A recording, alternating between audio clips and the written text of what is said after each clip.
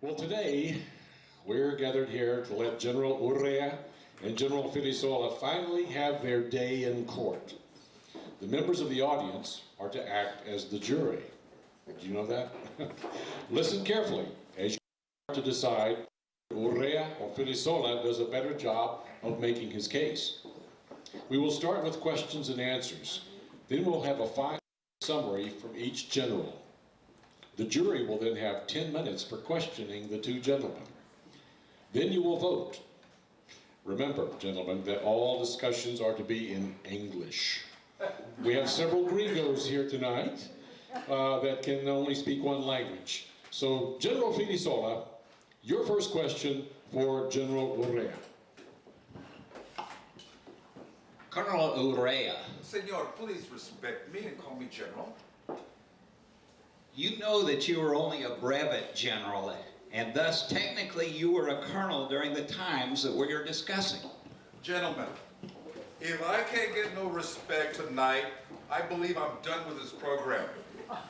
General Filisola, so that we might continue, will you please not address the general as Colonel? If it suits Colonel Urea, I will not address him as Colonel Urea. Senor Urea, in the introduction to your so-called military diary, you claim that you like to let your actions speak instead of your pen. You also stated that you are not accustomed to imputing the faults of others. On the very next page, you have this to say about me, and I quote, and it's a lengthy quote like most of your diary.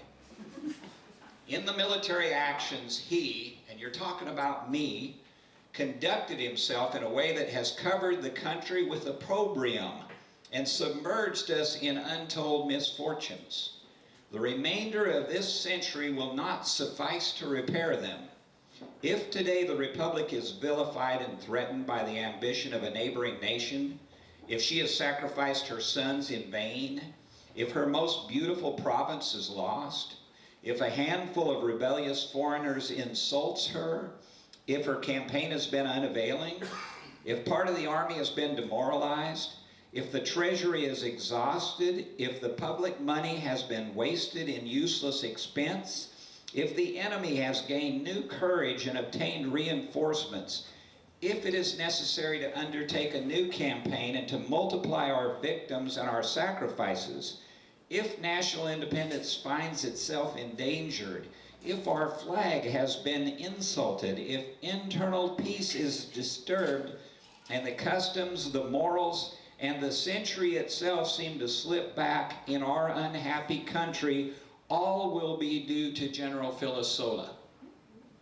Senor, are these the words of someone that lives by action and hesitates to fault others?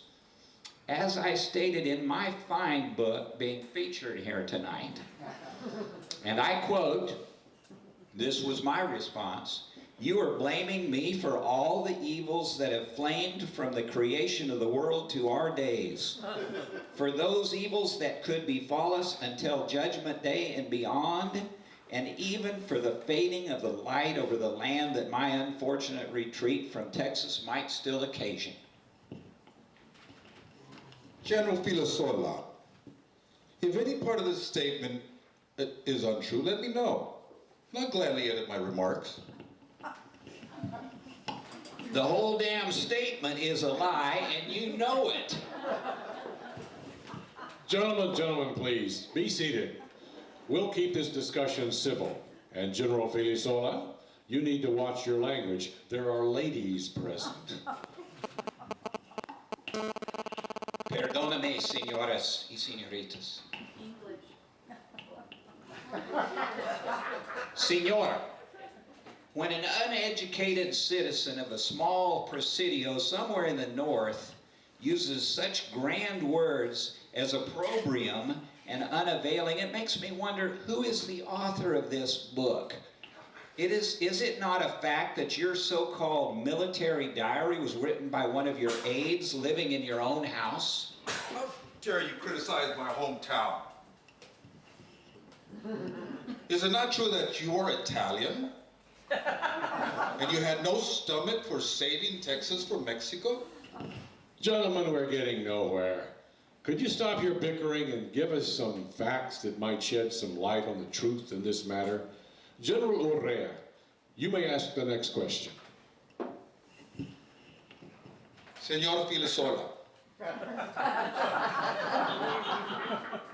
could you tell me how many actual military actions you were involved in during your entire Texas campaign?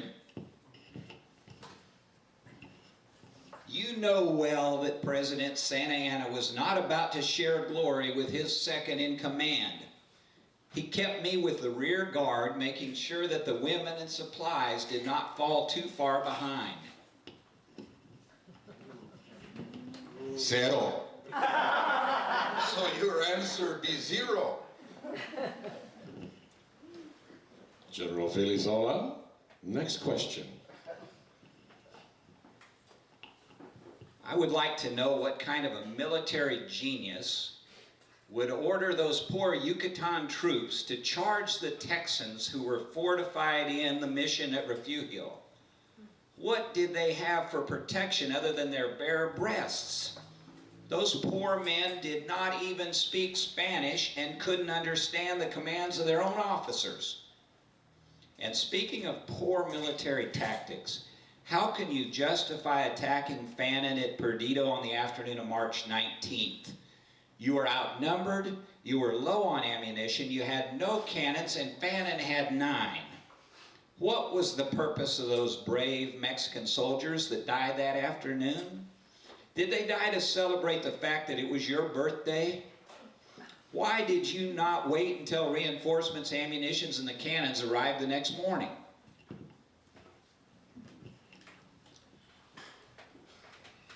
If Santana had given me real troops, instead of Indians from Yucatan, I would have taken Mission Refugio that afternoon, and Ward and his men would not have escaped.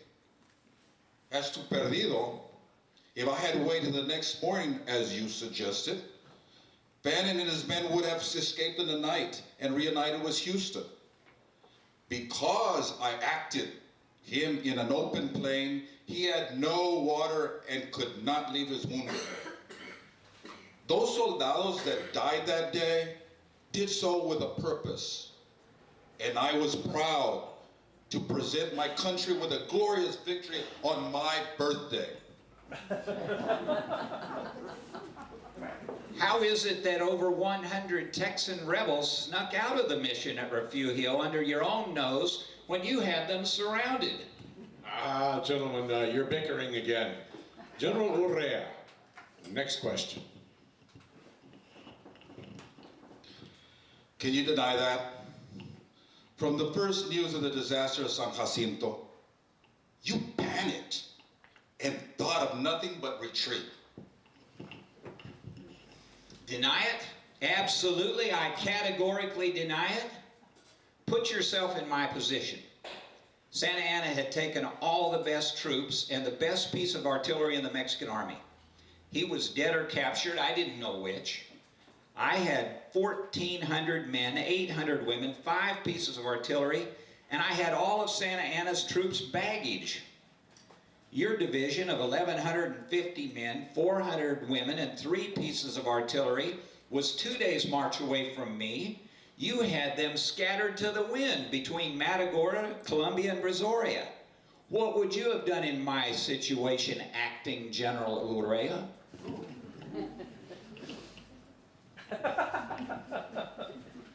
I would have attacked.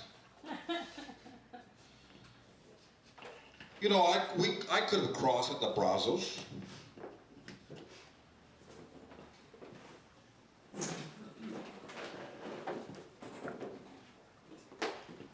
I could have crossed at the Brazos.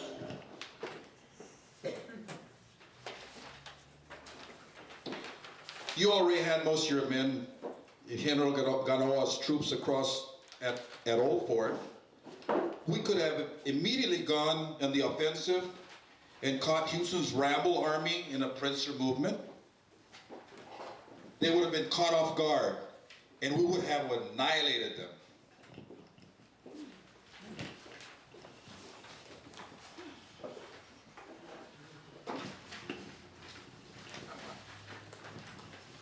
Caught off guard. Caught off guard, you say. The Texans had spies and scouts everywhere. They would have known we were coming days before we arrived. You have accused me of retreating to save the life of one man, General Santa Anna. But what would they have done to the other 600 brave Mexican soldiers when they heard of our advance? After what your troops did to Fannin and his men, don't you think the Texans were looking for an excuse to shoot our men? And what of the rain that fell on us on the 26th of April? Was it confined to the Bernard Rivers? What a disaster it would have been with us trying to take the offensive and our two divisions being separated and hit by that rain. It would have taken us 10 days to get to San Jacinto. The Texans would have shot our men and retreated safely to Galveston Island by the time we got out of the mud. Senor Filisola, your question. Senor Urea, is it true that you took all the plunder from Colombia, Brazoria, and Matagorda and took it to Durango? Did you use all the wagons, mules, empty artillery carriages, anything that you could, and make a huge caravan loaded with all types of supplies, which you eventually sold for your own profit? Ay Dios, es una mentira. No me digas así. English, please, General.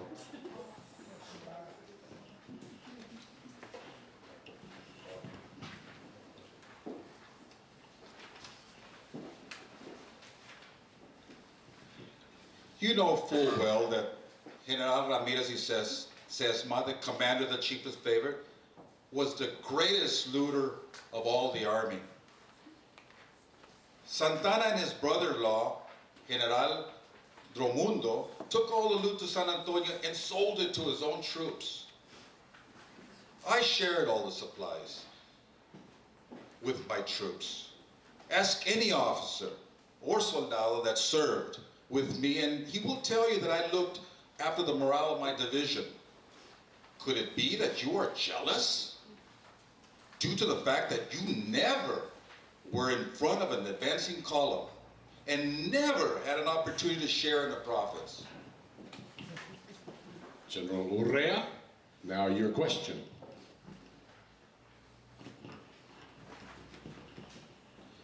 After the orders arrived from Santana, a prisoner of war, you blindly obeyed his orders and left Texas with your tail tucked between your legs. How could you have taken orders from a man in control of the enemy? How could you ever recognize his ragtag army of drunkards and criminals under the pretend General Houston as having the ability to take a treaty with los Estados Unidos de Mexico?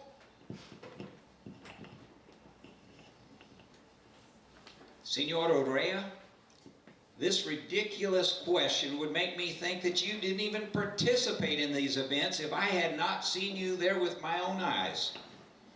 Did you ever read El Presidente's original orders written to us on the 22nd of April? He ordered me to take my division to San Antonio and you to take your division to Victoria. Did we do that, your lordship? You know that we did not. We ignored his orders. I did send General Wool back to San Jacinto to try to convince the Texans that we were going to obey Santa Anna. I did this not only to save His Excellency's life, but also the other 600 prisoners. You and I both know that when we had the meeting of the generals at Madame Powell's on the 25th, we were all in agreement that we should withdraw to Victoria and await further orders from Mexico City. It was the damn mud that made it impossible to return to the offensive, not my cowardice.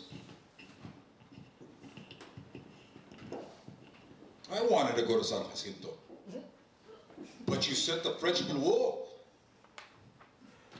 I was going along with the other generals out of respect for their seniority, which it turns out they did not deserve. So you were also against the retreat from the beginning, according to your statements. General Filisola? You know I sent Wool back because he spoke English and you did not. Besides that, can you imagine what those Texans would have done with you when they found out that your men under the command of Colonel Portillo were the troops that executed Fannin and his men? As to the meeting at Powell's, what am I, a mind reader? Am I supposed to see your opposition to the retreat in your wrinkled brow or your angry eyes? Ay Dios, man, do you not have a voice? You know I have a voice. And I know now that I had used it on time. The whole army would have rallied to me and sent Houston packing across the Sabine. Santa Ana and the prisoners you claim to care for, but left in the hands of the enemy, would have been freed, and Mexico would not have lost her most valuable province. All right, gentlemen, we have time for one more question, and then I want each of you to give a short summary of your case for the jury here. General Filisola, I believe it is your turn. If it is true that you were totally against the retreat, or better put, the withdrawal, from the very beginning, how is it that you and your division were the first troops to reach Victoria? And also the first units to arrive safely in Matamoros? Were you not tucked safely in your bed in Matamoros when you were writing Secretary of War Tornell and myself that it was imperative that the army in my command stay and fight in Texas? To begin with, it was you that sent me to Victoria. Why? I don't know. As far as going to Matamoros, I explained that to you at that time. I knew the Federalists were active in the Matamoros area as I come through the district on my way north. Also, Colonel Alcerara, the commander of the Matagorda, reported there were 600 Texans in the area, and they were planning to attack Matamoros. I do know why I sent you to Victoria and Matamoros. Because you begged me to. You know there was no significant Federalist presence in Matamoros. According to your military diary, you defeated them all on your way north. As to the imagined 600 Texans, Alcerega was having a mental breakdown, and you know it. There were no 600 Texans. You wanted to return to Matamoros to support the Federalist commander, General Vital Fernandez, and to help lead a Federalist revolt, not to prevent one. How dare you question my loyalty to the Mexican government? When I took command of the army that you had basically destroyed, I had every intentions of regrouping and going on the offensive to gain revenge on the Texan farmers that you flee. Now, how many Federalist revolts did you lead in the next few years after the Texas campaign? 3 or 4, but those were different. Okay, I think that will suffice. Now for the closing statements. General Filisola, as ranking general, you may go first.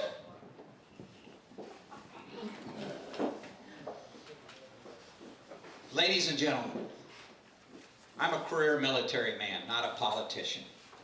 I was born in Italy, but I have spent most of my life in the Spanish and Mexican armies. I am just as much a Mexican as any of the other men who fought with Santa Anna in Texas. As his second in command of an army that was totally controlled by His Excellency Antonio Lopez de Santa Anna, I was never privy to his plans.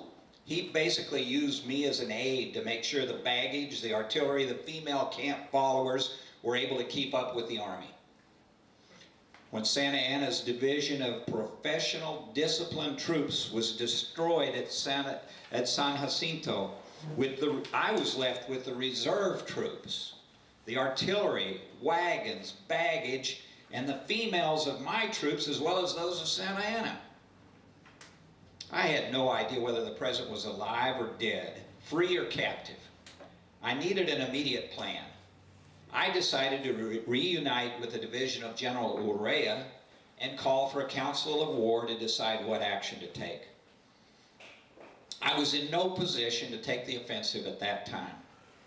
Had I done so, there is little doubt that it would have been a total disaster. The Mexican generals under my command did meet on April 25th at Madame Powell's. To a man, they decided that it was best to withdraw, not retreat, but withdraw to Victoria. By doing so, we could get resupplied, reunite with General Andrade and the 1,000 Mexican troops in San Antonio, and await orders from the Supreme Government in Mexico City. I admit that I did try to give the appearance that we were following the orders of General Santa Anna. In doing so, I hoped that the enemy would spare him and the 600 other prisoners, many of whom were my close personal friends. I also felt that by appearing to be following the wishes of Santa Anna, we would prolong the ceasefire as long as it was advantageous to us. I had signed no agreement, I had made no promises, and I knew that I could break the ceasefire at my discretion. However, as we had decided to await orders from Mexico City, it was to our advantage to continue the ceasefire. The unexpected factor, which no one could have foreseen, was the downpour that took place on April 26th and 27th. Never have I seen such a quagmire. My troops were used to marching 10 to 20 miles a day, no problem. It took us nearly 2 weeks to travel that 20 miles. By the time we were finally free of the Mar de Lodo, the 2,500 troops, 1,200 women, 1,500 mules, 120 wagons, and 8 pieces of artillery were totally whipped. It was a testament to the spirit of the Mexican soldado that they ever made it through that bog of quicksand. The fighting spirit of the Mexican army was wounded by the results of San Jacinto and trampled on by the mud of the Bernard rivers. I believe that General Urea realized that after San Jacinto and the Sea of Mud, the Texas campaign was over. It is my opinion that this realization, along with the fact that Santa Anna was out of the picture, turned Senor Urea's thoughts back to federalism. His first choice would have been that he and his division return to Mexico, where he could use them in a federalist uprising. When he realized that there was no way my centralist army would remain in Texas, his second choice was to attack me personally, and every decision I made after the news of Santa Anna's defeat reached us. I have to give the general credit. He convinced the Secretary of War that every problem the Mexican army had after San Jacinto was due to my cowardice and poor decisions. General Urea, however, failed to take into account 2 things. First, the troops of the army, even those of his own division, were loyal Mexicans, and even though he had commanded them for months, he never was able to turn them against the supreme commander. Second, he had to promise Tornell that he was going to turn the campaign around and revenge the setbacks that we had suffered in Texas. He knew he could not do so due to the terrible condition of the army. It did, however, give him a short window of opportunity to influence the troop as their commanders. However, with the publication of my representation to the supreme government, and with all his failure to slow down the retreat of the army in any way whatsoever, it became crystal clear that his accusation against me and his boastful promise to retake Texas were nothing but words. I'm a conservative military man. I believe in knowing the facts and having a plan before I jump into battle. General Urea reminds me of General Santa Anna. Act first and fast before the enemy knows what hits them. Sometimes this approach will work, but it will often lead to disaster. Take San Jacinto, for instance. 650 brave Mexican soldados dead. 600 captured. 60 officers captured. The enemy losses? 8 dead, 20 or so wounded. Is this bravery and boldness? Is this the type of commander you would want for your army? There's been a court of inquiry to decide if I should be court-martialed. The presiding judge exonerated me, and I was returned to command of the Army of Northern Mexico. I served in that position for 2 years. I was never able to raise an adequate army for the second campaign in Texas. Part of my biggest problem was that this general kept supporting rebellions against the Mexican government. I'm able to sleep at night. I believe that I saved the 4,000 Mexican troops that were not at San Jacinto from an even worse disaster. My only regret to this day is that damn mud. All right, thank you, General. Now, General Urea, you may give your summary.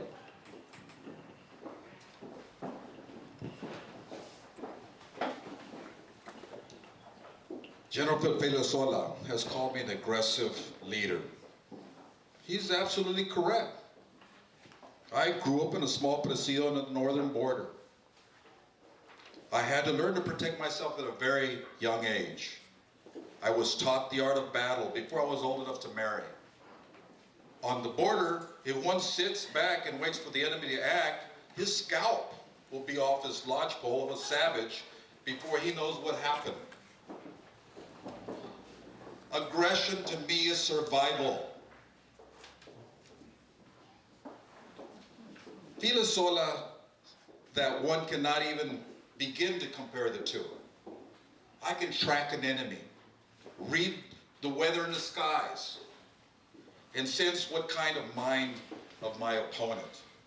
I do not know what military historians, philosophers, and astrologers teach, but I know more about leading troops than the General Filisola will ever know. Yes, it is very true I have feelings for the Federalist political views. Who would not have such feelings if they grew up in a border where the central government in Mexico never supplied any of our needs? While General Filisola was living in luxury in Mexico City, my family and troops was going hungry and had no pay for months at a time. We never had sufficient arms or ammunition, and were always under the threat of attack by hostiles. Who can blame anyone from the distant provinces for thinking that the state governments could support distant territories better than the Supreme Governor of Mexico City? I have been accused of using poor military tactics on my trip north. At Agua Dulce, I surprised Grant and had his men killed or captured, all but a handful. At San Patricio, we caught the rebels off guard, and I killed or captured the vast majority.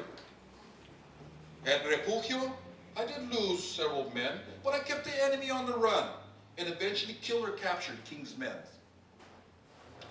Yes, Ward's men made their escape in the middle of the night, but I was able to recapture them near Victoria a few weeks later. At Perdido, my aggressiveness caused the entire force under Fannin to be captured. If Filisola had his charge, he would have had stayed in Goliad for a week or two and scouted out the strength of the enemy. Fannin would have rejoined Houston.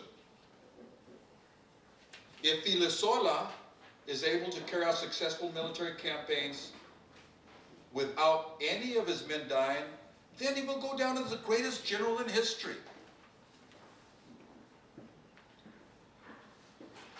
It is true that I did some gathering of supplies and valuables from Colombia and Matagorda.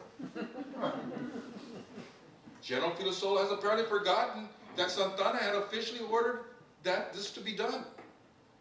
He also forgets that when the officers signed off on the campaign, they were not paid, but were offered the spoils of war. I would like to point out that no Mexican general had the loyalty to the vision that I had. I loved my troops, and they loved me. My troops were always well supplied, and I shared the spoils of war with them. My division was still in excellent condition on April the 23rd, and could have moved against the colonists without any assistance from the poor, naked, hungry troops of Filisola. We could have arrived at San Jacinto well before the rains of 26 if we had acted immediately. I wish to God that I had spoken up at the meeting at Baden Powell's. Every general there knew what I was thinking. The minutes reflect that I said I would be a loyal soldier and do what was required.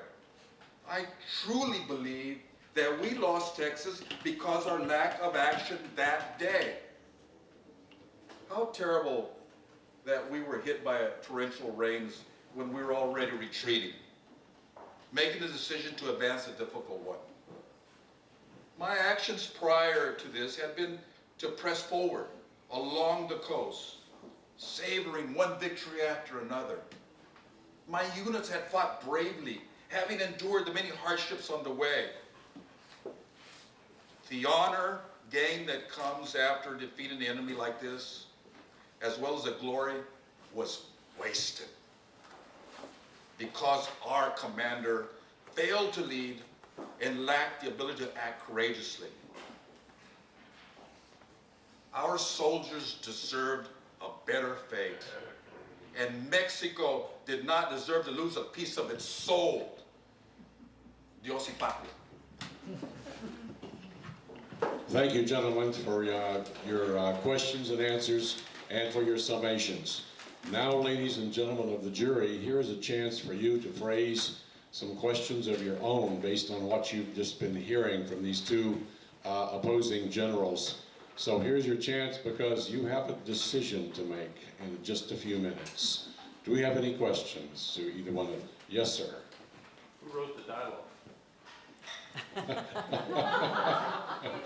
Let's forget who lost Texas for a moment. And, It's a production of Dimmick. it has the phraseology of a certain pediatrician in the house. With help. General Urea wrote a lot of his summary. And I must say, this has been a great help, because as I was driving down here from Austin, I was thinking, how are we going to do this exactly? And I was trying to think up, well, how can I keep things moving along? And suddenly here's this wonderful script thrust into my hands, and someone had sort of worked it out in advance. I think they covered all of the many considerations that they were operating under in this period right after the Battle of San Jacinto. And but I'm wondering, you know, do you have questions still that we need to see? We had yours there. Yes, sir. Both generals, what did you know about the enemy's strength, location, at the time that you were making your decision at the Powell? General Urea. Actually, we knew very little, and that's one of our defects. And in this war, we lacked the scouts, we lacked the information of the land, and that became a very difficult, way to fight a war. Filisola. When I was at Old Fort, and the first wounded officer, Captain Miguel Aguirre, presented to me, and he was wounded in the thigh, and he told me there had been a total disaster. He didn't know what happened to Santa Ana. He had no idea how many of the Texans were. There were about 8 soldiers. I interviewed 5 privates. One of them told me that there was 1,500 Texans. The next one said 2,000. One of them said there were 3,500 Texans. We had no clue. We had no idea what we were to face. I did, however, know that our famous General Santa Anna and the best troops of the Mexican army had apparently suffered a terrible defeat. It didn't help that in total, 13 men out of 1,250 returned to our camp. That did not make me feel like we did well in the battle. We had, yes, sir. General Filisola, didn't you have half of your army across the Brazos River there at the Fort Bend at the time of finding out about the battle? I must admit that General Guyona and a lot of his troops who were on their way to Nacogdoches were already across the river at the Brazos. However, the other half was still on my side of the river. The water was high. I had about 3 canoes. It took about 22 minutes per trip. You do the math on how long it would have taken to get the rest of the army and the rest of the artillery. And then what am I going to do with those female camp followers? Do you actually believe that my men are going to leave their wives, their daughters, and their... Well, we won't get into that. The problem is you think too much. This fact, I think, may puzzle some people studying military history, that there's an inordinate number of non-combatants following this army across Texas. Many of them women who are attached to soldiers in one fashion or another, and they were an incredible burden on the army of its maneuvers and whatnot. They had to be taken care of. They had to be taken into consideration for every operation of the army. And a lot of people don't realize that when they talk about, they think of you know, combat operations in World War I or II or something, but you got to have all these civilians trailing along as well. It's a different world. Yes, I'm sorry, we had a question here. Yes, ma'am. How did the Mexicans, after the battle and you returned to Mexico, did the Mexicans eventually take sides, either one of your sides, Yeah, and champion for either one of you being right? Yeah, what was the reception like in central Mexico? They booed us in Matamoros. No, after Urea, I was involved in many rebellions, and it became one faction after another. It continued for many years after that. How was it for you, General Filisola? I returned to Mexico in shame. I had been replaced as commander of the Army of Texas, the campaign in Texas. I was blamed for everything. Miraculously, after I wrote my representation and after General Urea failed to turn around the retreat and do anything in a positive manner whatsoever, it became obvious that it was not the problem of the commander, it was the problem of the condition of the army and their ability to fight. I was ordered to Saltillo. That's where I wrote my representations, and I sent them to the Mexican government. They were published. By the time I got to Mexico City for the inquiry, I was a hero. It might help that I was already part of the establishment. The judges, the other senior generals, were all my good friends, and they spoke up for me. General Urea, unfortunately for him, the only officers that stuck up for him were what I like to call the brat pack, including Colonel Jose Enrique de la Peña, who for some reason loved General Urea, but even he admitted that he was so disappointed that General Urea never spoke up at Matapaus. Jose Enrique de la Peña's narrative of the Texas Revolution, of the Texas campaign, are at the University of Texas. I see them every day. Filisola specifically points out that De La Peña was one of the ones spreading rumors about him. And of course, he had nothing good to say about Santa Anna either, just from the top down. To whom was this sacrifice made? Yes, sir. Well, the Mexican army was one of the best equipped armies in the world, and it fought in all kinds of terrain. So how is it that you two fools couldn't figure out how to deal with all that mud? How is it that you got yourself stuck out there in that mud? I mean, you're conducting operations on a giant coastal plain. How could you be surprised that you got stuck out there? Well, let's hear from the person who was there on the scene, General Filisola. Actually, we were both there on the scene in the mud. I would say, first of all, people do not understand how poorly financed the Mexican army was. We did have a base corps of troops that were well equipped and well trained. Most of them were at San Jacinto. Much of our army was very poorly equipped. One of our generals said that before he ever left Mexico, 1 in 3 of his troops had a musket that would actually fire. Most of those troops had never been allowed to shoot a ball. They would actually let them shoot some black powder, but they wouldn't let them put a lead ball in there because they didn't want to waste the lead. Many of the troops that were with me had never fired a musket in battle whatsoever. We had no pontoons for crossing rivers. We had no bridge building capabilities to speak of. And I must admit the entire army was totally surprised about how much rain and mud there was. In Mexico, we have flooded rivers. They go down in 4 to 8 hours, and we cross the river.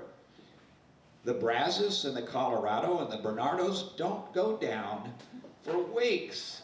We were ill prepared for the weather. What was your view of it, General Urea? I remind you that I wasn't part of that army. As we traveled down the coast, we won battle after battle, and it wasn't because of what we did. As a matter of fact, we crossed those plains first, and we hadn't encountered any of the problems that you had then simply because it hadn't rained. But we were not advanced. We never retreated. We fought hard. We trained every day. As a matter of fact, many of the people that fought with me were brought in from along the border, you know, from the towns of Camargo, Reynosa, and Miera, as well as some from the interior. So our troops were trained, they were prepared, they were motivated. I can't really say much for the other part. You had put me in charge, it would have been a different story. Yes, sir. Did you not know where you were, the St. Bernard rivers and the crossing rivers and things of that nature? Were you lost? As you'll see from my book, we did temporarily get lost. It wasn't my fault. One of General Urea's colonels joined me and told me he knew exactly the house I wanted to go to. He took the lead and led us in totally the wrong direction when we left Old Fort. I wanted to go north. I wanted to go back towards San Felipe. I told him I want to go to that house that we had camped by on the way down. He takes me to Madam Powell's. I had no idea that's where we were going. I had to write General Urea another letter and said, never mind, don't meet us there. Meet us where my scout's going to bring you. But we found our way into the mud. You burned Miss Powell's house when you left there? What happened to that? That was rabble at the rear of my army that burned her place. They also, those villains, burned the homes at Old Fort, and I had ordered them not to, and I came out with another daily order that if anybody else did any more burning, they were to be executed.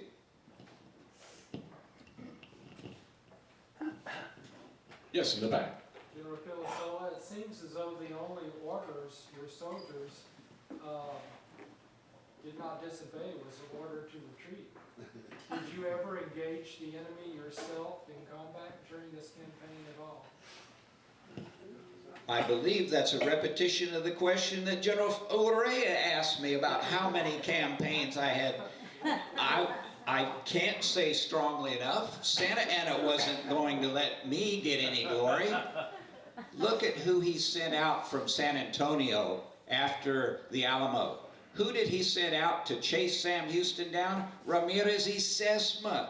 Ramirez y Sesma was the worst general in the Mexican army, and everybody knew it. Santa Anna knew it. He knew that Ramirez y Sesma would never get any kind of a meaningful victory over Sam Houston. So he sat around in San Antonio till March 31st, taking care of business in Mexico City, while Ramirez y Sesma dragged along and pretended to chase Sam Houston. Would he have ever let of any significant troops? Not at all. He never talked to me. He never told me what his plan was. I never had an opportunity to do anything but just do cleanup work. Yet you were second in command of the Mexican Expeditionary Force in Texas. Just a strange position. Yes. Do we have any other questions for our generals, or are you approaching vote time, members of the jury? How are we going to conduct this? I think Show of hands. Okay. All right. Generals cover their eyes. Good. They'll probably peek, as I know that. So let's do that. Let's have a show of hands for the arguments presented by General Filisola.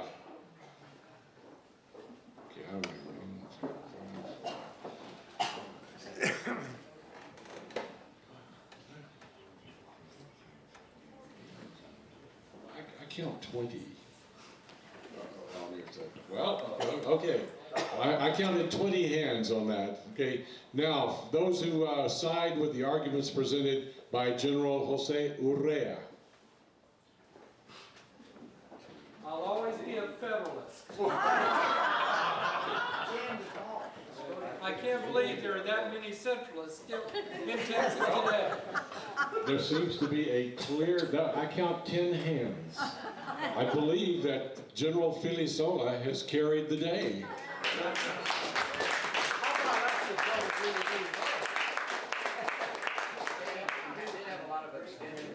Well, either that or I can't tell if everybody voted, but maybe you didn't know. Ask how many. How many abstained or didn't know which way they would vote? Or don't believe either one.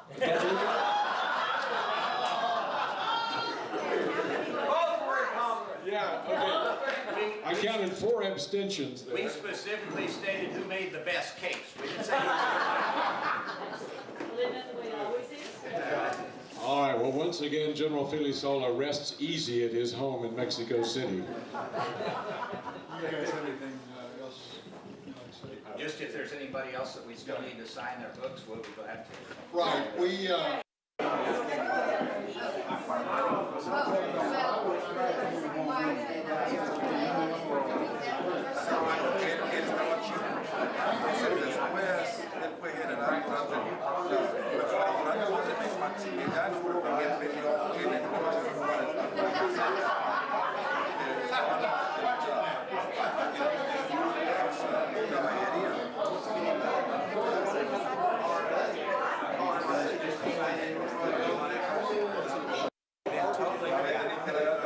It's like Texas history teachers say, Santa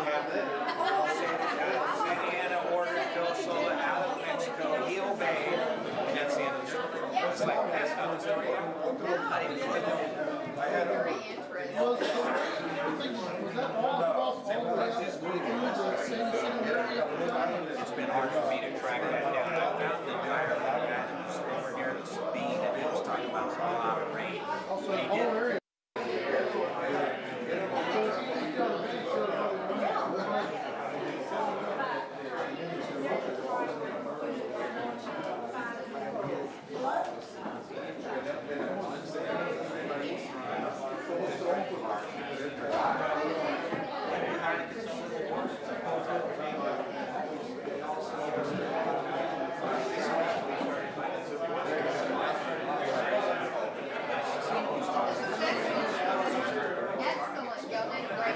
That was a great way to present it And a kid had been canceled 2 weeks before I started this. Quisiera saber de mi pariente, pero no sé, estaba chico, cuando lo dejaron. there's probably various levels of it, depending on what it was laid down.